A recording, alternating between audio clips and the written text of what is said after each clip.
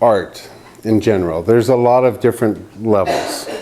You have artistic expression, you have the effect of light, you have honesty and truth to the subject matter. Originally, if we could craft something that fools the eye, that makes us really believe in what we're seeing, then that was really extraordinary.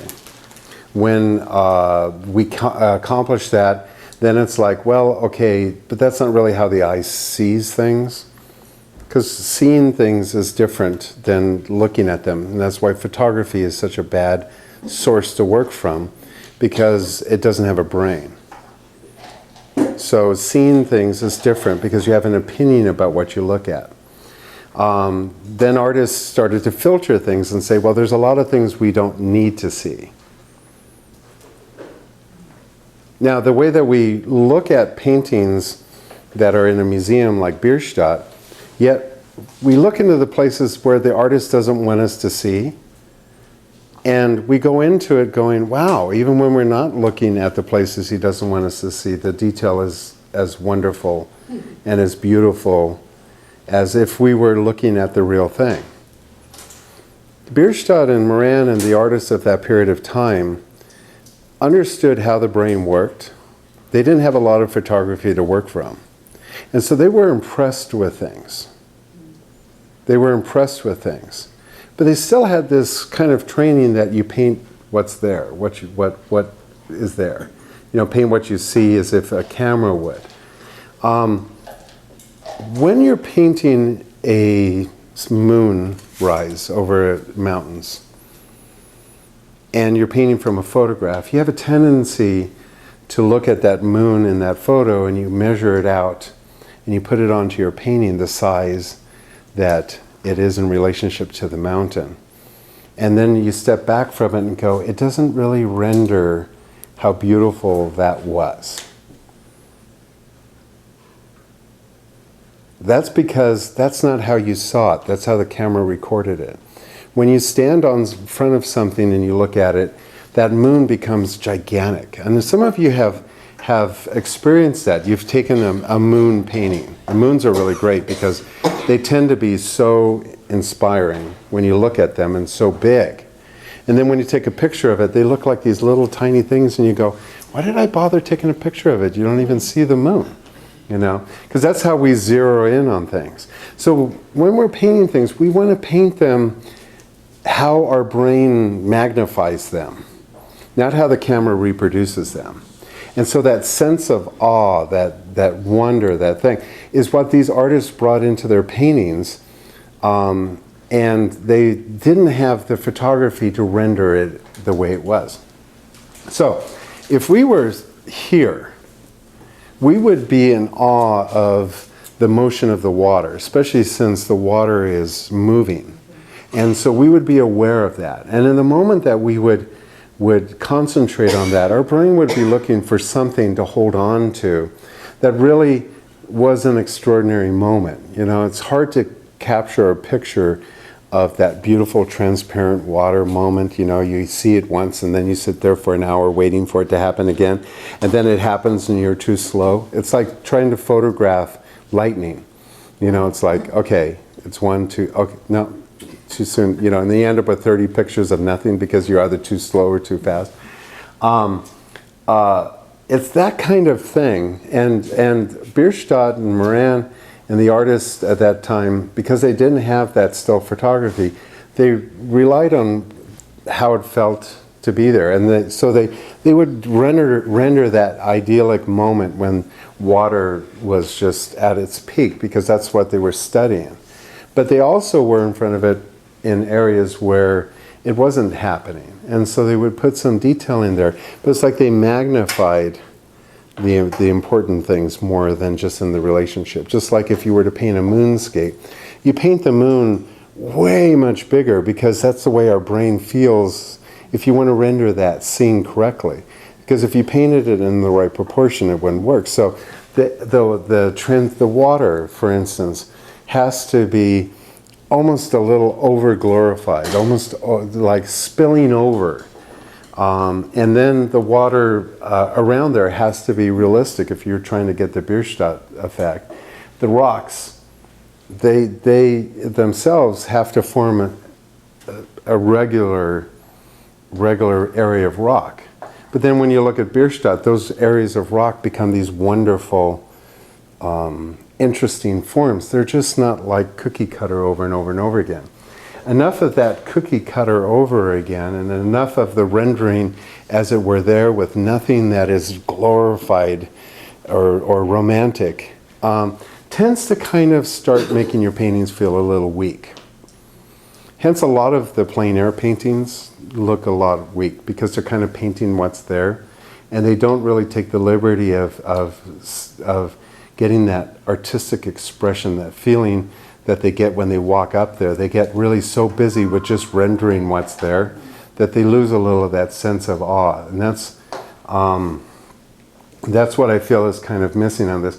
You know, when lightning hits, which is what you've done in here, it illuminates. I mean, what's beautiful about lightning is that it's a light source in itself.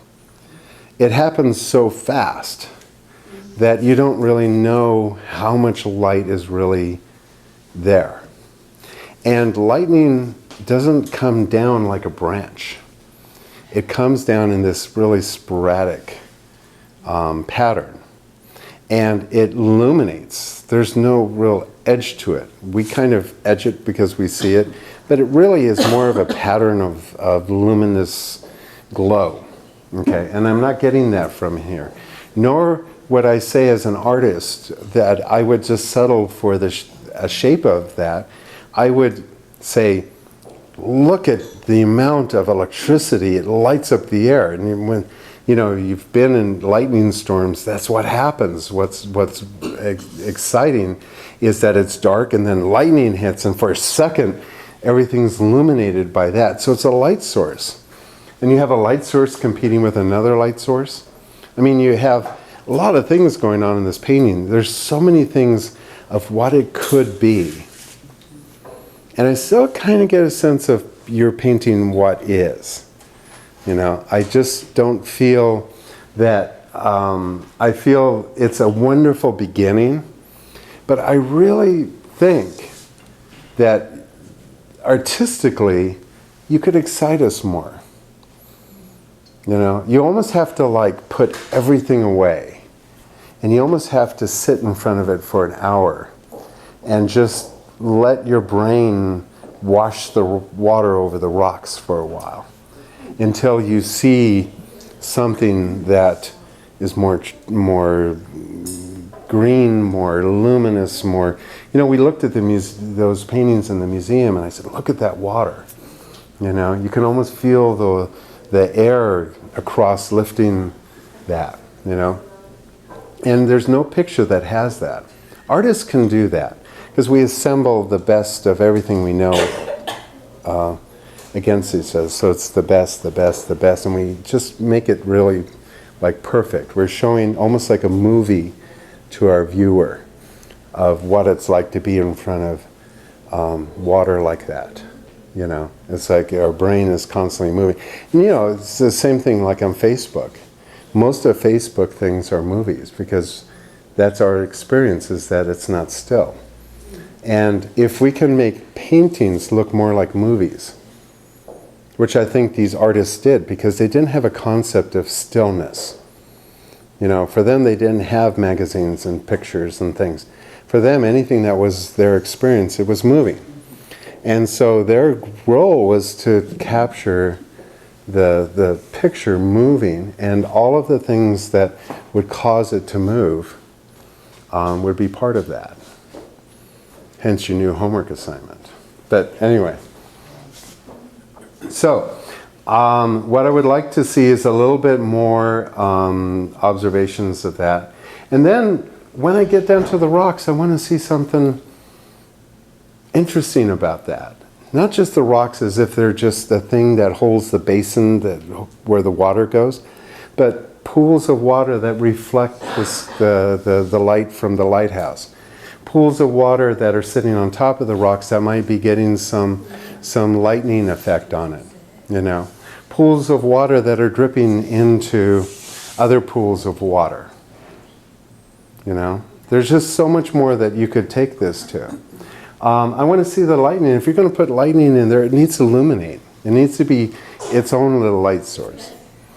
I think the clouds, you know, they're good, but they're not threatening enough. I mean, this painting should be about the force of nature and how the oceans meet the land, and they erupt. You know, back then, if you look through the museums, the paintings weren't placid things. They were moments in time. They were like Spielberg movies.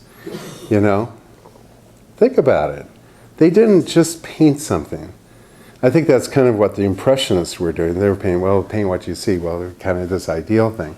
And that's why after 6 rooms of that, I'm like going, oh, that's nice, but there's no expression, there's no artisticness, there's no movie.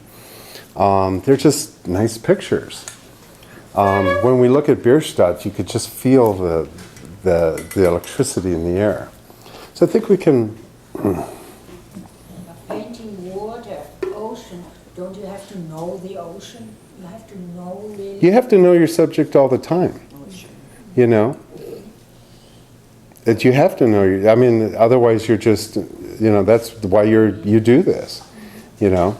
The more you know your subject matter, the better you can express it. Michelangelo had said you have to know how to do the body in your sleep. You have to draw it, you have to draw it, you have to draw it.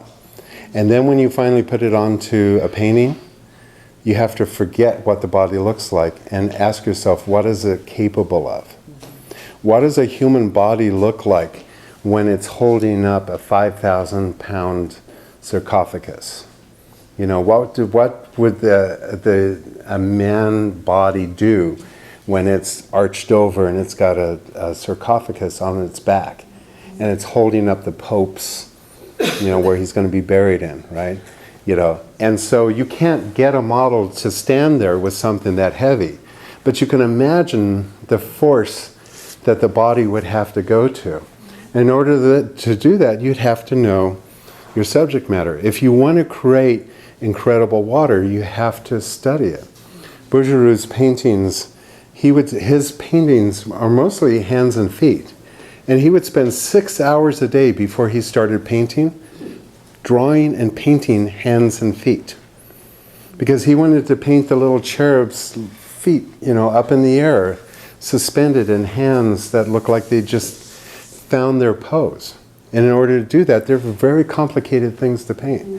And in order for him to master it, he couldn't get a baby suspended in the studio, you know, at least not alive. And so in order to do that, you had to know your model, you know. A lot of you expect to become really great painters and you haven't done your time, you know. It's like trees are a very complicated matter. I can pretty much tell if somebody knows how to paint landscapes by looking at their trees, you know. There's a certain thing that trees have to have. No matter what kind of tree, it has to look like it's been there for years. So close, but let's take it up a notch. You know, this is going to be your notch painting. Let's just see how far we can go. Well, and you have totally my support if you decide that you want to leave the lightning out or change the direction or limit the light. I mean, I want to see you grow with this. Okay?